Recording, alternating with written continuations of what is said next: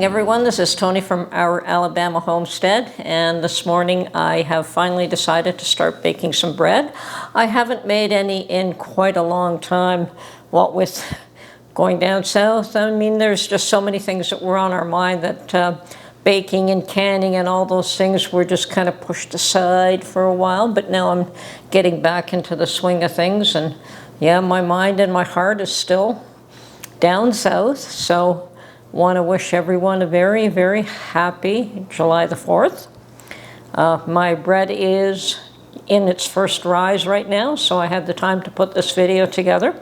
But now I'm just trying to get back into the swing of things here. There are definitely things I have to prepare here. Baking bread is one of those things that you do on a constant basis. It's not prepping for the future. But the other day I did make a huge pot of chili, and I canned, at least a dozen jars, plus we had some for dinner. So yes, I'm canning here again. We do want to keep some supplies here. I've checked on my tomato stock, and I probably have about 26, maybe 30 maximum pints of tomato sauce. My chili took up, in the end, about 6 or 7 quart jars of tomatoes. Mind you, I didn't use puree most of the time. I used those tomatoes, the whole plum tomatoes that were peeled. And I think if I had used the puree, it would have used less jars, but that's fine. I do have probably another 4 or 5 quarts in my cupboard, in my pantry, my closet pantry. And so I do have to take that into account before I leave here, before I go back down south, that I have to do at least 2 bushels of tomatoes here this year in order to ensure that I do have some year-round. When I get down south, I'll probably have to do another 2 bushels down there to make sure I have some there. Mark certainly missed having pasta down south, and there's no way that, I mean, he's been spoiled, so he will not buy canned tomato sauce, and that's probably my fault. Now, I have no idea what it's like these days, so it might be good, it might not, but you know, 10, 20, 30 years ago, it was pretty horrible stuff as far as we were concerned.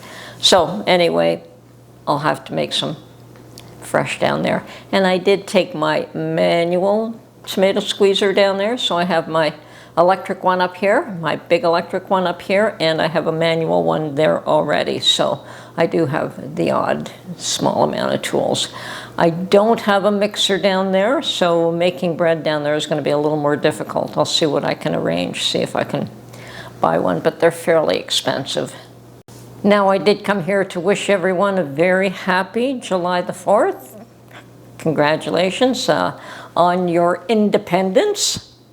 It certainly is a day to celebrate, and I do recall that we did spend one July the 4th down south with our friends in Mississippi, and from what I recall, we spent the day with them, and they made a big feast. They had quite a number of racks of ribs that they cooked all day long, slow cooked, and then put it on the barbecue.